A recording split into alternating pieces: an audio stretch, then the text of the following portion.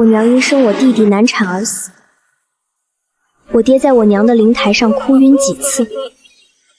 世人都夸我爹情深义重，但是只有我知道他在演戏，因为我亲耳听见，是他跟稳婆说去母留子。快点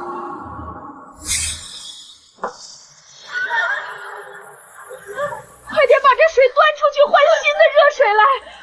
我夫人到底怎么样了？去告诉大夫，我只要夫人平安，若夫人有事，我要你们陪葬。爹爹这么疼爱娘亲，娘亲一定会没事的。去母留子。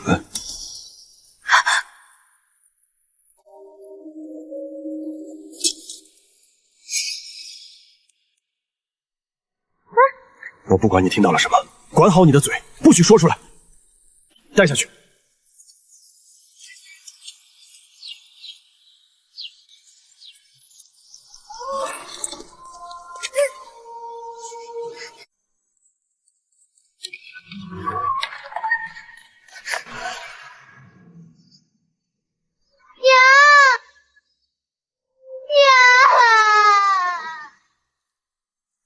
夫人啊，你怎么忍心丢下我和一双儿女一个人走了？楚大人对先夫人真是情深意重啊，这都哭晕过去好几回了。是啊，想当年他一个穷苦书生入赘侯府，全靠老侯爷一手提拔才当上户部侍郎，如今夫人又难产去了，唉。你撒谎！是你毒死我娘的！我亲眼看到你给稳婆毒药！你这个恩将仇报的畜生！我外祖父提拔你，我娘下嫁于你，你却为了霸占苏家家产，害死我娘！让诸位见笑了。小女因丧母伤心过度，心智受损，已经开始满口胡言乱语了，还不快把大小姐送回房间！没我的命令，谁也不许放她出来！是。你害死了我娘！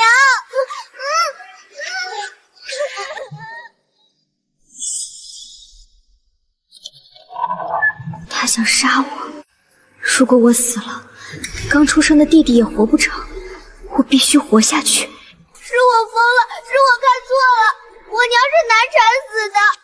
算你识相，若非现在把你杀了会引得外人猜疑，不然……楚原，你给我等着！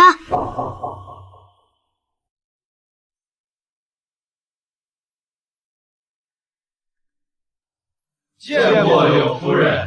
静书，快叫柳姨。柳霜是你娘的闺中密友，可怜你和你弟弟年幼丧母，柳姨决定留下来照顾你。那分明是我娘生前最爱的首饰，她根本不是什么闺中密友。楚原和柳霜，他们早就勾搭在一起了。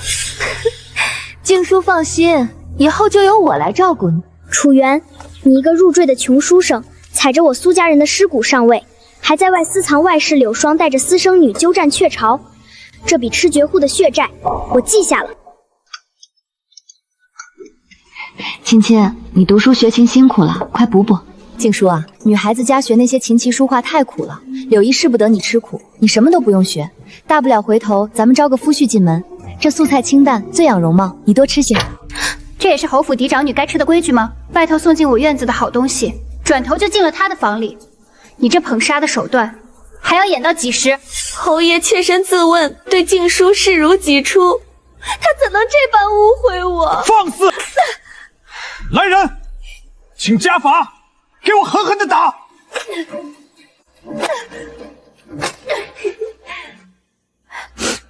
大小姐，外面都在议论你，说您顶撞父母，刁蛮任性，肯定是那个柳姨娘搞的鬼。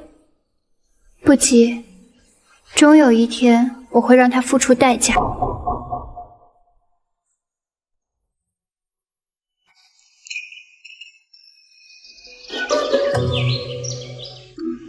大小姐，奴才虽身世卑微，但读过2年书，对大小姐一片痴心。夫人对您非打即骂，您在这府里受尽委屈，不如跟着奴才私奔吧，奴才定会一生一世护着您。啊！放肆！奔者为妾，聘者为妻，这般浅显的道理，你当我不懂？你们这些不知死活的东西，受了谁的旨来败坏我的清白？要你败坏我的名声！你个不知羞耻的东西，成日里和这些小厮厮混拉扯，简直不检点到了极点，败坏了我楚家的门风。谁放这些小厮进来败坏我的名声？你难道没数吗？楚家的脸都被你丢尽了，给我老实闭门思过。姐姐这水性杨花的名声，如今京中谁人不知？妹妹真是替姐姐臊得慌，姐姐怎么还不去死？哼！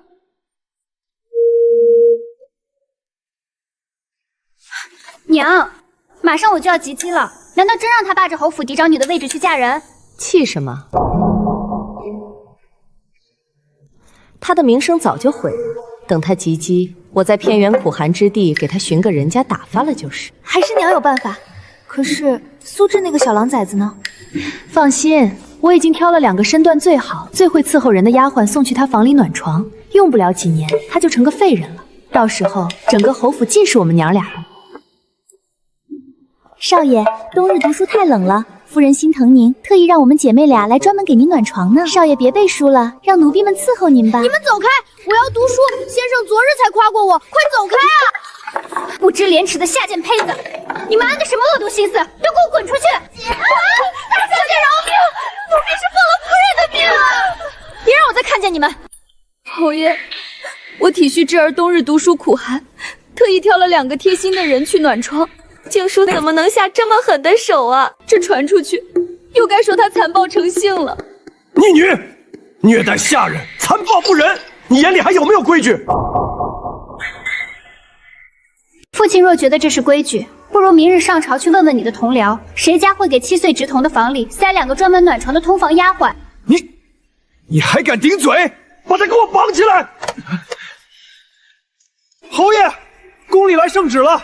新皇登基，广纳后宫，凡3品及以上官员家中适龄嫡女，可送1人入宫伴嫁。娘，皇上选妃了，我可以进宫了。静书才是嫡长女，按规矩该她入宫。可若她入了宫得了势，转头对付我，不，绝不能让她去。侯爷，选秀的圣旨偏偏这时候来，说日后让苏静书查出当年苏家的事，我们全家都得死。我怎么不知道？可这是圣旨。侯爷别急，大不了我找人在这几天把他……胡闹！宫里刚下旨，嫡长女就突然暴毙，你当内务府是傻子吗？你想我被判个欺君之罪吗？侯爷赎罪，双儿这不是也是为了侯爷考虑吗？深更半夜，你来父母房间干什么？成何体统？一点规矩都不懂。我是来和你们做个交易的，我要你们送我弟弟去松阳书院读书，并给他足够10年读书的银钱。松阳书院那是先皇太傅办的书院，你以为是谁想进就能进的？就凭我可以出家为尼，把入宫的名额让给楚青青。我知道你们在想什么，你们大可以用阴谋诡计逼我，但只要我不死，我就能把楚青青替嫁的事捅破。那楚家可是犯了欺君之罪。好，只要你肯出家让出名额，明日一早，我就派人送苏志去书院。姐，我走了你怎么办？他们会欺负你的。姐没事，姐等着你长大考取功名，成为顶天立地的男子汉，回来保护我。记住，到了书院，把柳霜派去的人全部打发掉，一个不留。以后不管家里寄什么信，无论上面写什么，哪怕写着我死了，你也绝对不要信，安心读书。姐，我记住了，你多保重。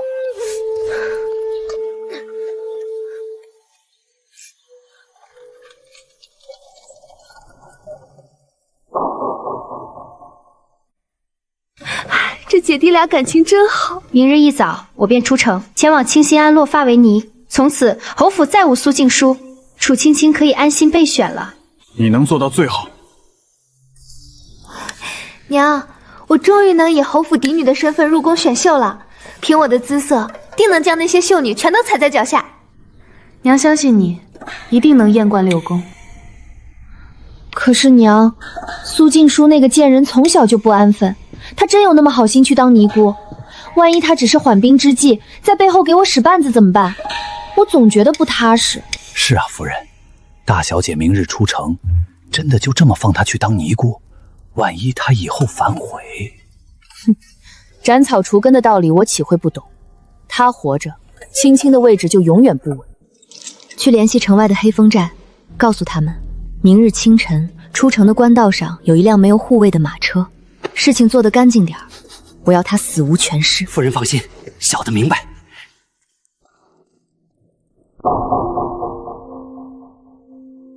静静书啊，你这又是何苦呢？非要去那清苦的安堂，真是挖了柳姨的心啊！夫人不必再劝，我心意已决。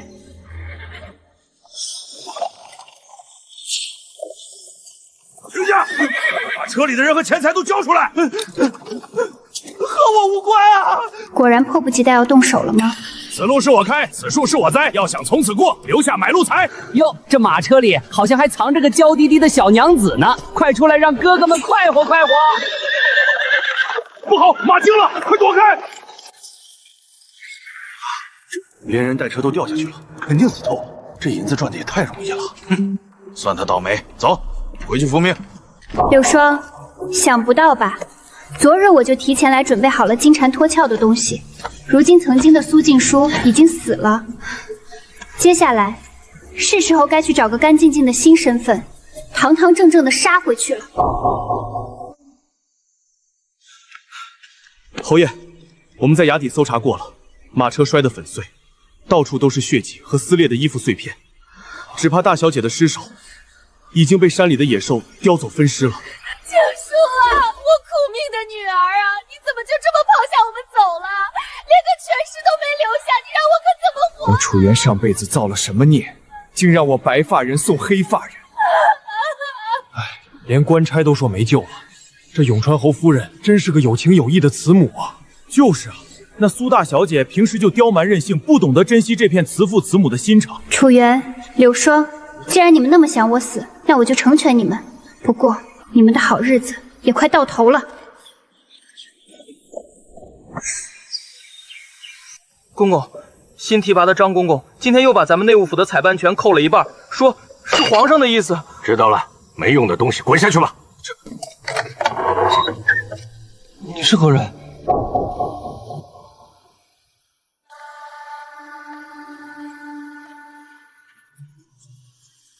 见过康公公。你是苏家的女儿，果然和你母亲极为相似。你不是坠崖死了吗？人人都说苏大小姐刁蛮残暴，死不足惜。可若是真死了，谁来给公公送这份大礼？装神弄鬼，直说吧，你到底想要什么？我知道公公主管此次新皇选秀，我想入宫为妃，求公公给我安排个新身份。哦，你凭什么会认为我会冒着欺君的死罪帮你一个死人？公公曾是先帝御前首领太监，知道太多皇室秘辛，也得罪过不少人。如今新帝登基，您被打发到内务府，看在先帝面子上，那些仇家暂时不动您，但是再过2年呢？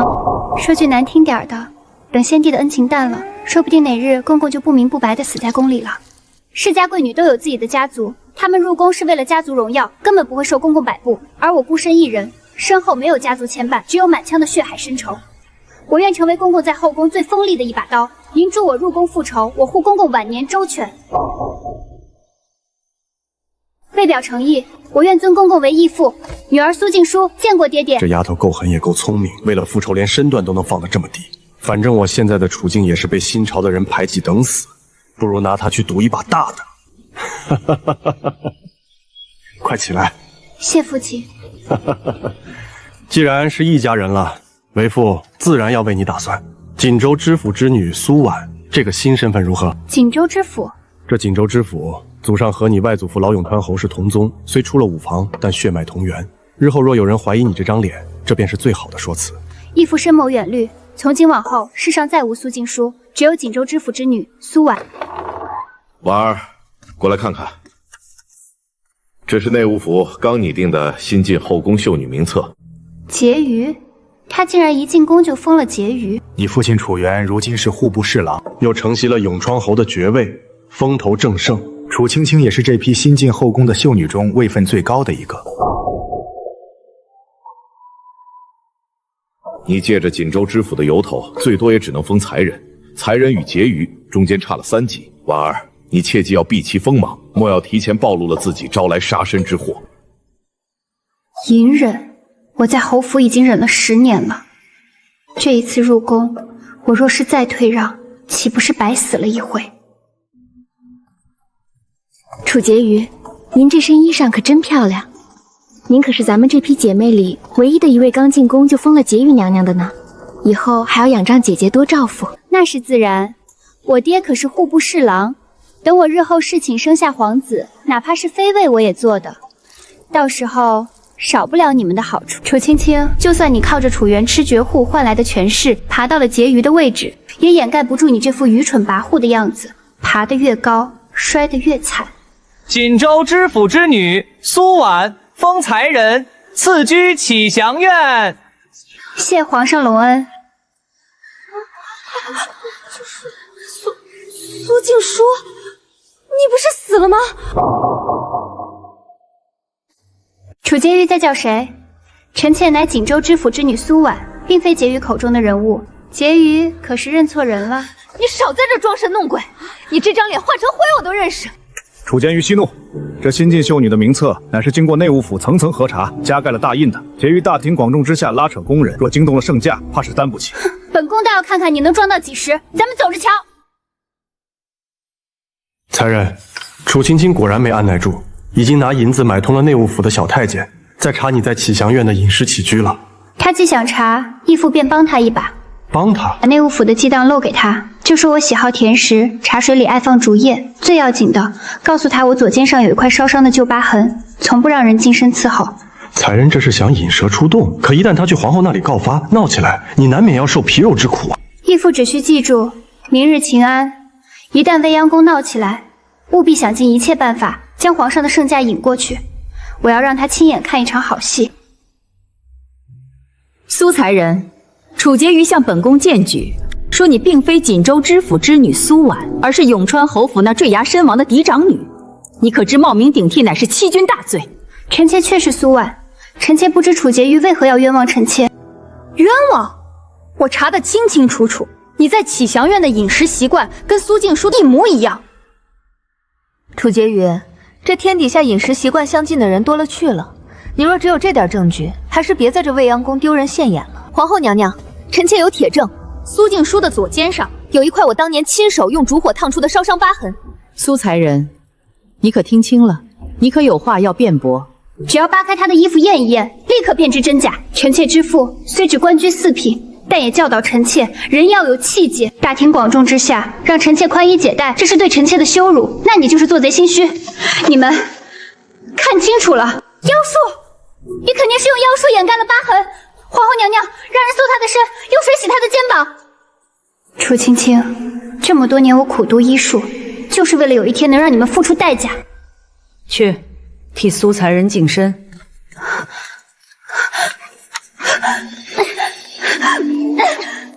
皇上驾到！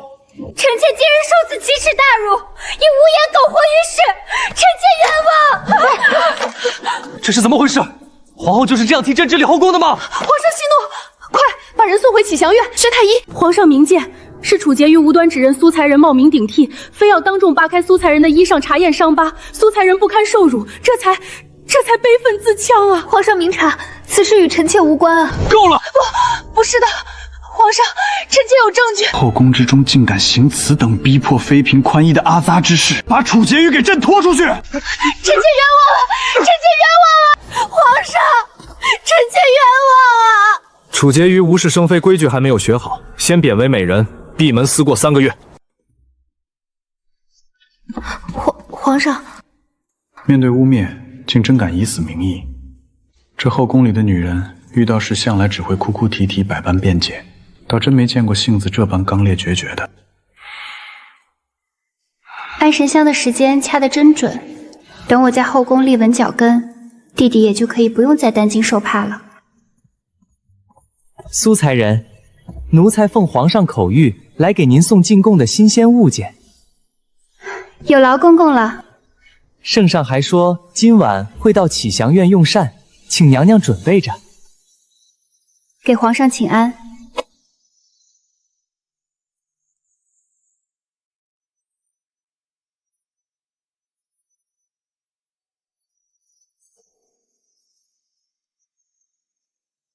皇上是真的宠爱这位才人小主呢，一连几天歇在咱们宫里呢。皇上，您润润喉吧。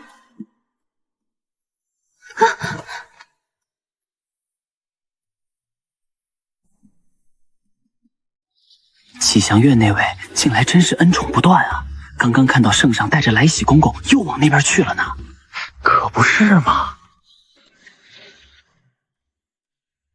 苏静书那个狐妹子，仗着自己前些日子受了些伤，缠着皇上夜夜到她那里，真是个不知廉耻的东西。不管其他人怎么评价我，我必须尽快稳住皇上的心。楚元，你的好日子马上就要到头了。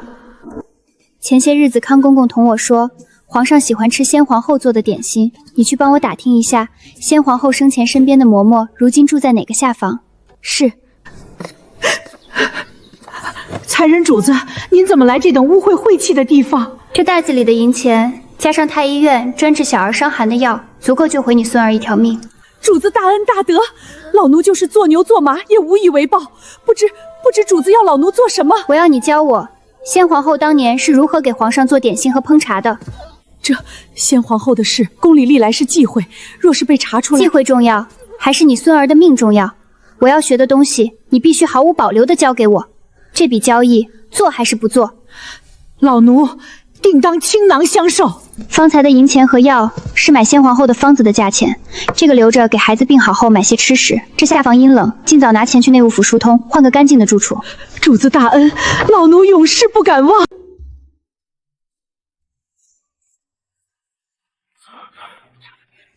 才人，奴才刚得到消息，永川侯楚元今日早朝递了折子，只是不知道内容。他若是连这点反应都没有，反倒无趣了。可是义父慌什么？之前多亏义父告诉我，皇上的生母先皇后生前最钟爱的就是那款安神香，我费尽心思配出这香，皇上既然闻了，心里便会一直念着。对了，义父，我这假身份终究是纸包不住火的，为以防万一，还请义父为我善后。那是自然。去备一壶新采的竹叶茶，算着皇上下朝时辰，随我去御书房会会我那好父亲的折子。是。楚元这个老狐狸，借着丧妻丧女的由头，拐弯抹角的让朕派人去悬崖底下搜尸。皇上，苏才人求见，说是新做了茶点来请安，让他进来。臣妾参见皇上。臣妾亲手做了些糕点，皇上尝尝，可合胃口？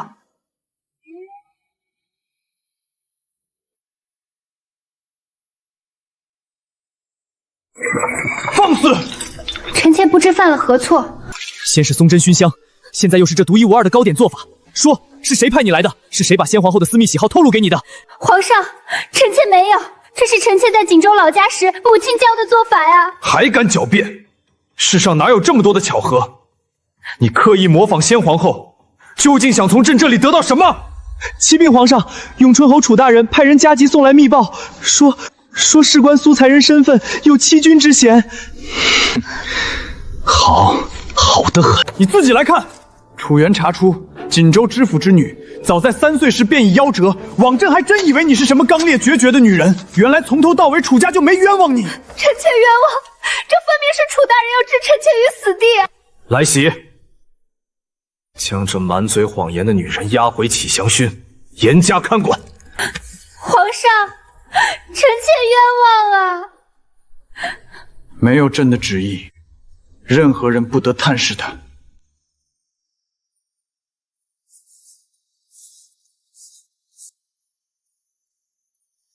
小主，您趁热吃口吧，铁打的身子也受不住啊。您就给皇上服个软吧。嬷嬷快走，别连累了你。皇上既然觉得我别有用心，我便在这天地间干干净净的为先皇后抄满100卷经书。若天不怜我，我便死在这里。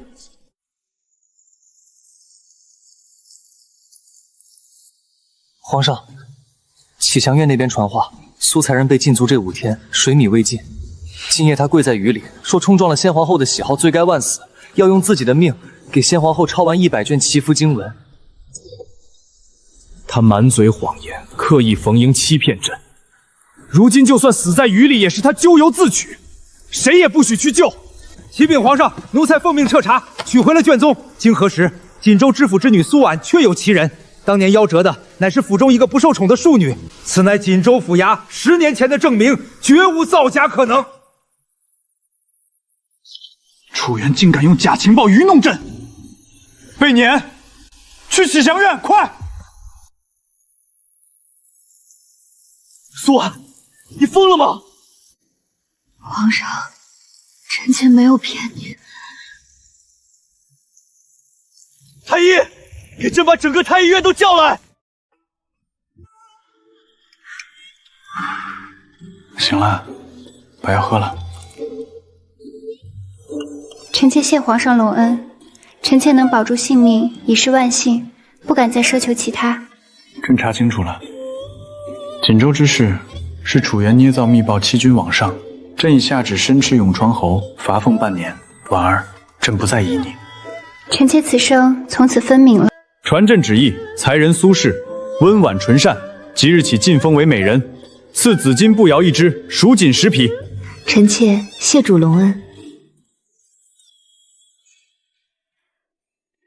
启禀皇上，微臣奉旨搜寻悬崖崖底，在乱石堆中找到了一具女尸，尸首面目全非，但从衣物及跌落在一旁的侯府令牌来看，确是苏家大小姐无疑。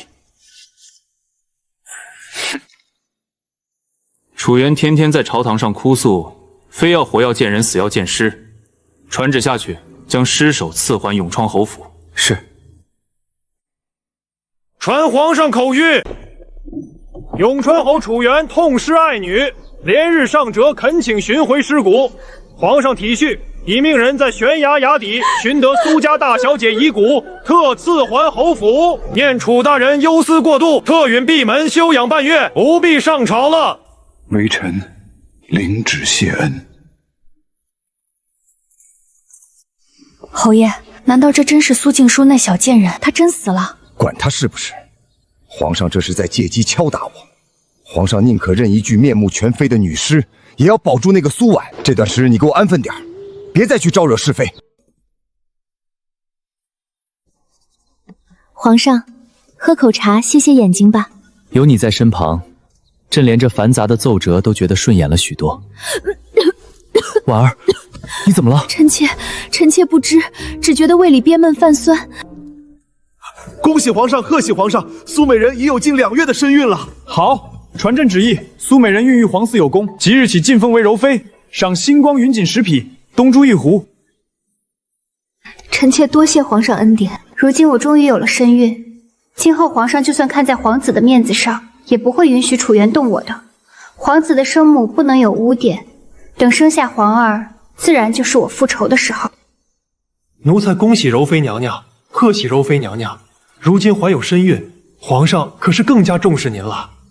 娘娘，楚原昨日又悄悄给冷宫里的楚美人递了信，看样子是还不死心，非要给您使绊子。他若死心了，这出戏还有什么看点？义父，咱们是时候腾出手，给这位永川侯送一份大礼了。娘娘的意思是？你可知男子若是常年多食芹菜，会有何后果？芹菜？这奴才不知。医书有载，男子多食芹菜，可致子嗣艰难。8年前，我就让永川侯府的厨房大师傅日日都变着花样给楚原做芹菜膳食。娘娘是说，楚大人他早就生不出孩子了？这么多年，柳霜的肚子一点动静都没有。如今我那爹应该也着急了吧？听说朝中文臣都喜欢扬州瘦马，请您去在京郊寻一个模样标致、极易受孕的扬州瘦马。娘娘神机妙算，奴才立刻去办。尽快去找个男子怀上身孕，然后通知我，我让你去跟着当今侯爷享清福。还有这种好事儿？将刚刚那个女子带给侯爷，切勿走漏风声，小心脑袋。请宫里的贵人放心。青青在宫里太张狂了，为何这么沉不住气？靠他诞下皇子，怕是没指望了。侯爷，您消消气，二小姐在宫里只是一时受挫。再说了，咱们府上又不是没有指望，大少爷如今在松阳书院读书，那可是您的嫡长子啊！闭嘴！那个小畜生也配姓楚？他骨子里流的是苏家的血，他娘当年是怎么死的，我心里清楚的很。那小崽子长大了能不查？我楚原拼搏半生吃下的东西，绝不能交回到苏氏的种手里。柳霜那个没用的东西，霸着主母的位置这么多年，连个带棒的都生不出来，难道真要让我断子绝孙吗？侯爷息怒，夫人既然伤了身子生不出，侯爷何不在外面留个种？老奴听说人牙子手里新到了一批扬州瘦马，那身段模样都是顶好的，最是好生养。老奴可去置办一处隐蔽的宅子，神不知鬼不觉地养在里头。好，这倒是个法子。此事绝不能走漏半点风声。侯爷您放100个心，这事儿老奴保准给您办得滴水不漏。夫人啊夫人，不是老奴不忠心，实在是宫里那位娘娘给的太多了。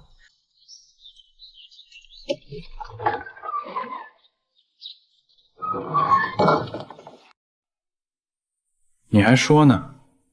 你这张嘴啊，真是不饶人。侯爷，看来这侯府马上就不太平了呀。娘娘，楚大人那外室怀了4个月的胎，这些日子楚原看得紧急了，出入只带贴身小厮，连府里下人都近不得身。4个月，胎相稳了，也该让柳霜知道了。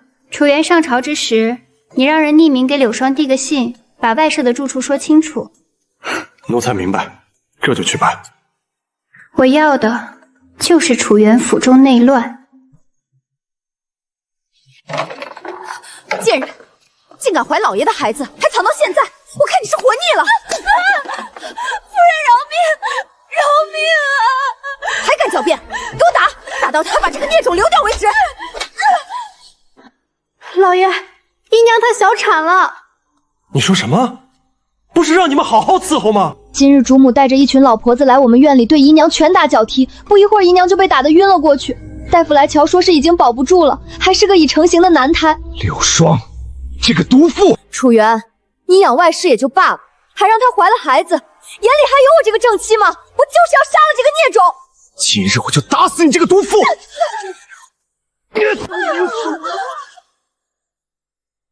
娘娘，成了。柳霜把外室打得小产，楚原暴怒，当着全府下人的面暴打柳霜，现在柳霜还躺在床上下不了地呢。意料之中，楚原这种人为了自己的子嗣，什么情分都能舍弃。把这事告诉楚青青，让她也闹一闹。奴才遵旨。楚原这个忘恩负义的东西，我娘陪他从微末走到现在，他竟为了一个外室打我娘，还有那些见不得人的事，我定要去找皇上告御状。娘娘，万万不可啊！楚大人心狠手辣，你要是告御状，他绝不会放过您的。我不怕，他做的那些伤天害理的事，我全都记着。我要让皇上治他的罪。这是侯爷让送进宫的信件。怎么会这样？娘娘，宫外传大消息了，永川侯夫人柳霜昨夜被人发现和陌生男子在住处厮混，被当场撞破后突然暴毙了。楚原的手段倒是一如既往的龌龊，用这种污名的法子，既封了嘴，又保全了自己的脸面。听说楚青青一开始还闹着要告御状，楚大人递了一封信说柳霜通奸，他就立马安分了。今儿个楚大人还递了帖子进宫，说要来看望楚青青呢。看望？他是来探我的底，让人盯着他，看他耍什么花样。楚大人放着夫人的后事不管，反倒来我这启祥院，不知所谓何事。娘娘何必装糊涂？您如何冒充身份入宫？臣心知肚明。臣若是真豁出去，把事情捅到皇上跟前，大家脸面都不好看。娘娘不顾及自己，难道也不顾及还在松阳书院读书的亲弟弟苏志吗？楚大人觉得你手里那些所谓证明本宫身份的东西是真的？娘娘为何如此肯定是假的？如今太子之位悬空，您肚子里的皇子必定天资聪慧。现如今宋贵妃生的大皇子生来有些痴傻，您如今盛宠不断，和皇后膝下的二皇子争一下太子之位，想来也是板上钉钉的事儿。娘娘若是与臣合作，臣日后辅助皇子登基，您便是太后，我们楚家也能成为大晋第一家族，子孙后代贵不可言。楚大人未免太痴人说梦了。娘娘还在为当年的事耿耿于怀，都过去这么多年了，该放下了。你娘在九泉之下也该瞑目了。你也配提我娘？来人，送楚大人出宫。你别不识好歹，别忘了你弟弟苏志，臣有的是办法让他听话。楚元，这局该收尾了。回禀皇上，柔妃娘娘即将临盆，近些日子还请娘娘选好近身的稳婆。康福寿，自柔妃入宫来，你一直近前伺候，此事就交于你来办。速去寻3个稳婆，在下月初1前到启祥院。是，奴才立刻去办。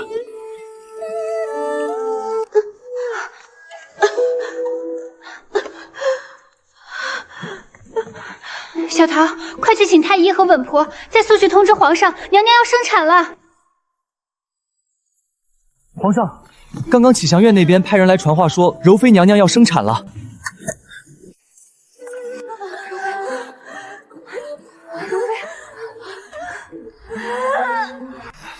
圣上，您慢点呀！太医和稳婆都已经到了娘娘那边了。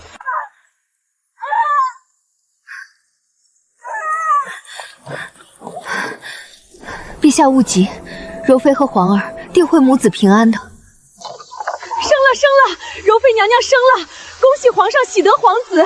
皇儿不宜吹风，请皇上皇后移步内殿。老奴恭喜皇上喜得3皇子。赏，辛苦了婉儿，我们有自己的皇儿了。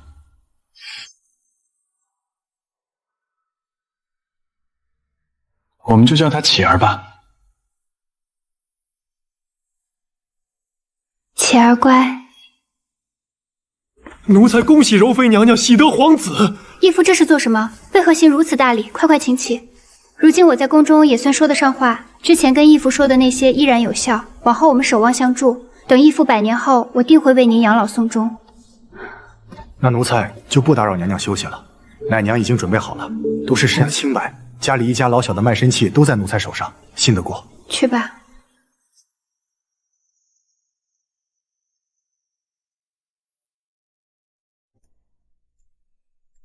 皇上，现如今3皇子已出生，皇上应尽快立储啊！皇后膝下的2皇子自由聪慧，才学出众，可替皇上分忧呀。皇上现如今正值壮年，你想这么快拥立皇子，你是何居心？别吵了，此事改日再议。退朝。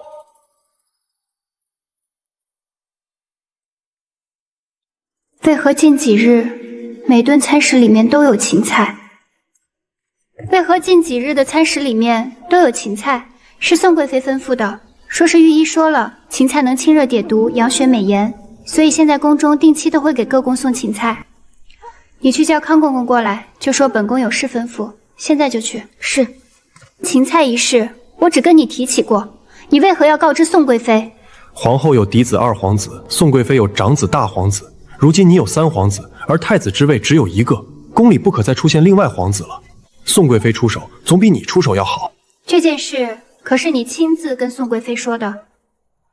奴才安排一个要回乡养老的嬷嬷，无意间透露给宋贵妃的。想必那位嬷嬷是没办法回乡了。如果公公下次还擅作主张，我想我们的合作就没必要了。你真当咱们这位皇上看不出，在他眼底下做手脚，一旦被发现，后果不堪设想。好在这件事不沾我们的手，算也算不到我们的头上，但是绝不能有下次。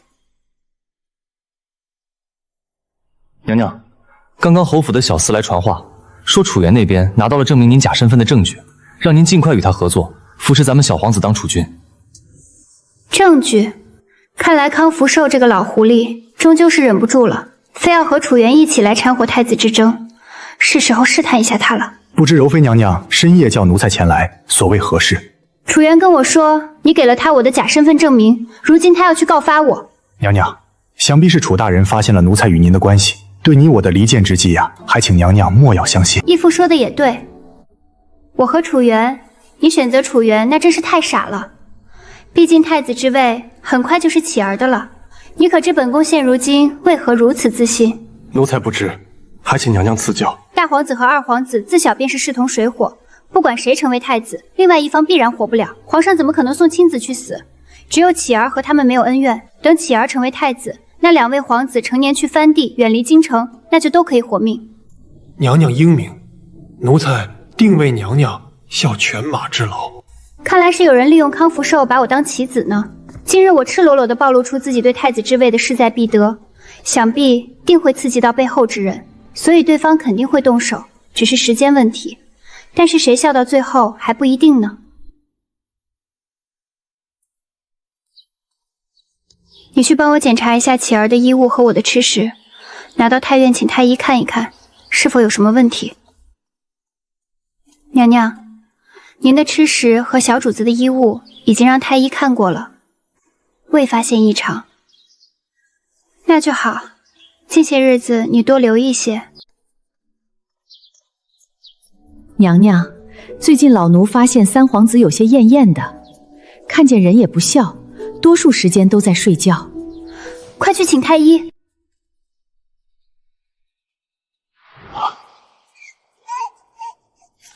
娘娘，小皇子这是中毒了呀！是否能解毒？还好娘娘发现的及时，自是能解的。但是微臣看得出，这毒不是1天2天了，要好好查查。娘娘，要好好查查了。看来这一次，我又要主动出击了。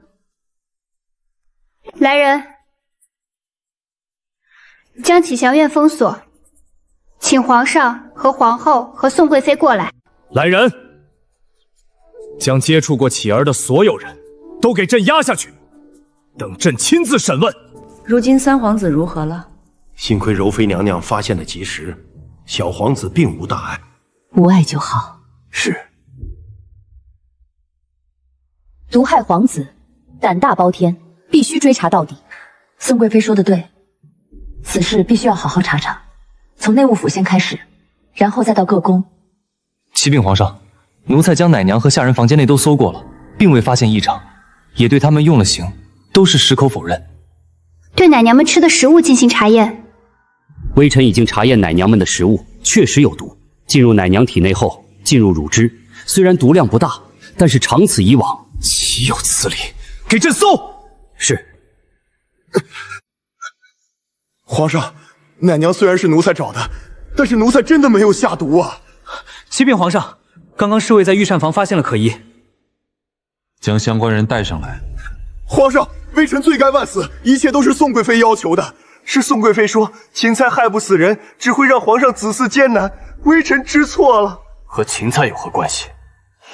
皇上，之前臣妾就听说宋贵妃往各宫中送芹菜，说是美容养颜，怎么现如今这御厨说会让您子嗣艰难啊？宋贵妃明显有意谋害，按罪当诛啊！勿要再说了，宋贵妃先前就和朕说过了，让朕少食芹菜，此御厨污蔑贵妃，直接杖毙。原来如此，是臣妾误会了。启禀皇上，刚刚侍卫来传话，在皇后寝宫床下的暗格里搜到了和奶娘食物中一致的药包。不，这不可能！臣妾冤枉啊，皇上！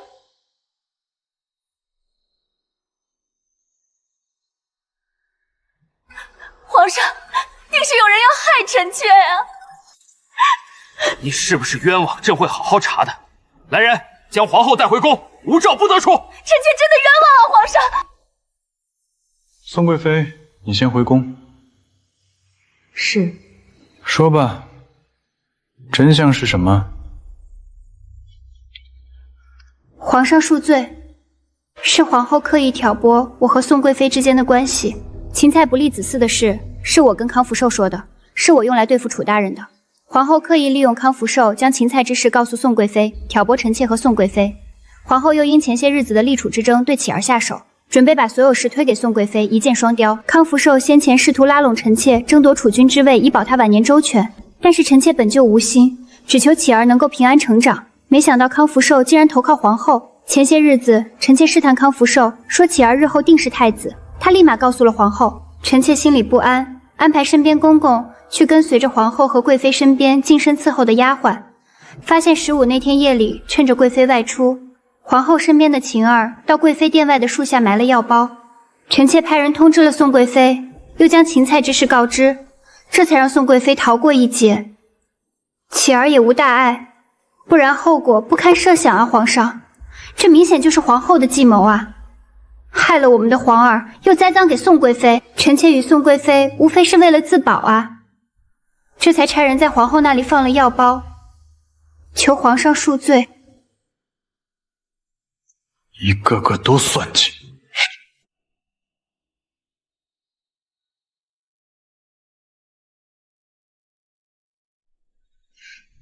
娘娘，刚刚奴才听说康公公被皇上杖毙了，皇后要入清凉寺为皇上和众位皇子祈福20年。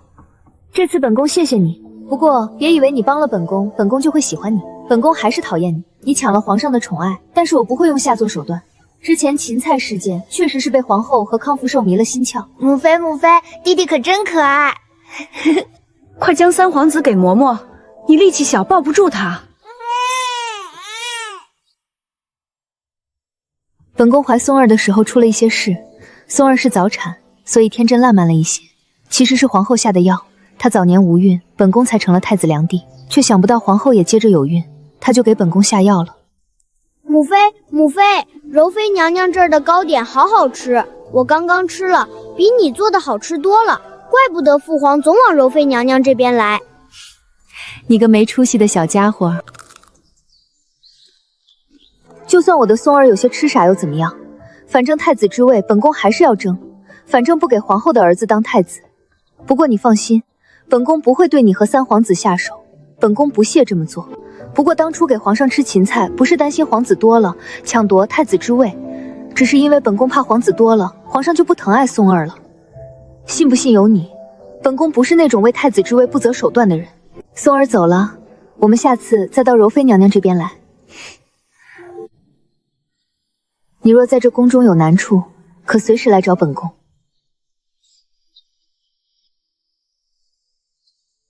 这深宫中步步艰难，他走到如今也是不易。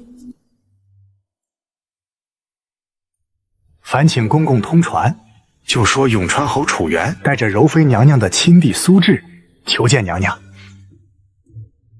楚大人，娘娘有旨，让苏小公子一个人进去。楚大人，请在宫门外等候。岂有此理！我带着智儿来见娘娘，为何不让我进去？楚大人息怒，这是娘娘的旨意，小的只是奉命行事。智儿，进去后好好劝劝姐姐，让她别跟我作对，一家人好好过日子。我知道了。姐姐，姐姐，你在宫里受苦了，爹把我从书院接回来，一直看着我，我连给你传消息都做不到。傻孩子，哭什么？都这么大了，怎么还哭鼻子？楚元让你做什么？他让我劝你不要记恨他，说他知道错了，还说柳霜也死了，让我们一家人好好过。姐姐，我才不信他的鬼话。还算你没被他蒙蔽。楚元他江山易改，本性难移，有柳霜，日后还会有王霜、孙霜。他从来只是想利用我，利用永川侯府的权势。姐姐，爹到底做了什么？你为何如此恨他？智儿，娘当年根本不是难产而死，是被楚元下毒害死的。他入赘侯府就是为了夺家产，外公发现了他的阴谋，也被他下毒害死了。而我冒充身份入宫，就是为了等一个机会为娘和外公报仇。什么？他怎么敢？这个畜生！姐姐，我们一定要杀了他，为娘和外公报仇。如今时机成熟，智儿，你敢不敢和姐姐一起，让楚元血债血偿？我敢。姐姐，我听你的，你让我做什么我就做什么。你明日一早去衙门告御状，状告楚元毒杀母亲，谋害外公。我已经安排好了一切，10年前给娘接生的稳婆，她会出来作证。好，姐姐，我定要让楚元付出代价。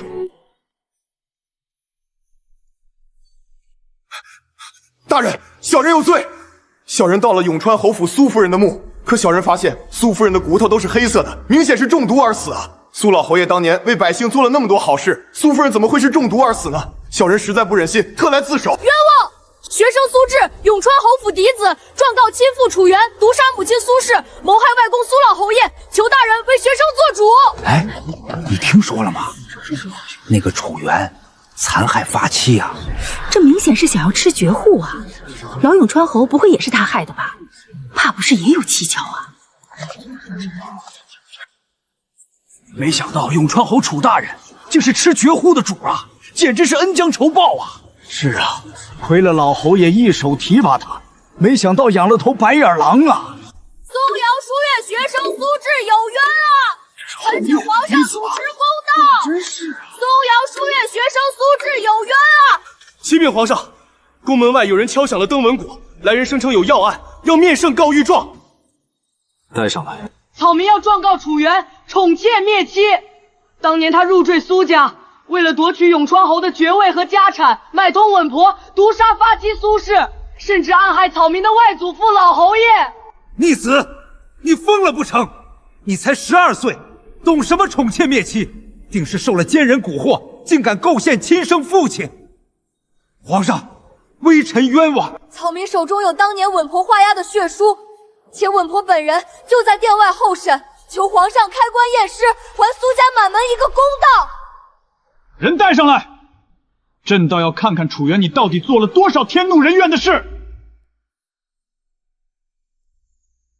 皇上，当年就是楚大人给了老奴一包毒药，命老奴去母留子，老奴亲眼看着夫人毒发身亡啊！老奴该死！不是我，皇上，柔妃根本不是什么晋州知府之女苏婉，她是我的亲生女儿，她没死，她犯了欺君之罪啊！皇上，是她伙同苏轼陷害微臣啊！大胆楚原，竟然还敢攀咬宫妃！传朕旨意，禁军统领即刻彻查此案，挖开老侯爷的墓，验明死因。臣遵旨。打开。小人已经验明老侯爷死因，确实如此啊！老侯爷冤啊！皇上，经查，楚原不仅毒杀苏老侯爷和苏夫人，续弦的夫人柳霜也是被他毒害的，人证物证俱在。畜生，死不足惜！传朕旨意，将楚原打入死牢，明日问斩。楚青青知晓其罪行，知情不报，打入冷宫。我是被冤枉的！我是被冤枉的！我是被冤枉的！不知廉耻的家伙，吃里扒外的东西！时辰已到，斩！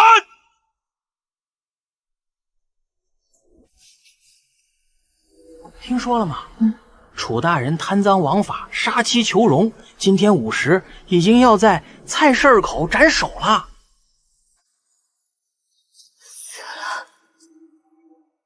都死了。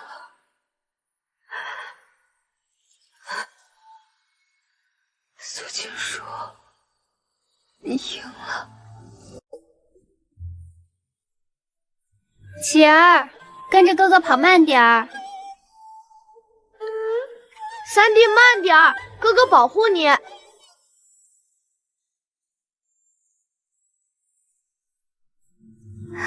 好久没看到松儿这么开心了呢。是啊。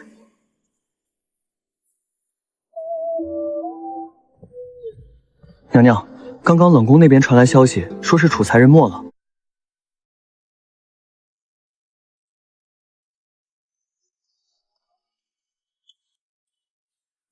娘，您在天之灵可以安息了。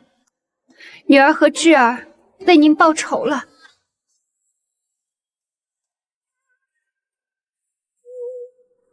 臣妾以为皇上不会再来了。婉儿，你当初为何入宫呢？臣妾自小体弱，八字不好，容易招惹邪祟。宫里有龙气镇压，邪祟伤不到臣妾。皇上，为什么进宫原因重要吗？不重要了，既然进宫了，就安心的待在朕的身边吧。我又成了没有强大母族依靠的妃子，这深宫本就步步惊心，我本不想带着仇恨过日子。这些年的复仇已经耗尽了我太多心力，但若是有人敢来打破我和皇儿的平静生活，我便让他成为下一个楚原。深宫的纷争从未停止，但苏静书会拼尽全力护着自己的皇儿，让他无忧无虑长大。多年的仇恨终于了结，他的心中终于迎来了久违的安宁。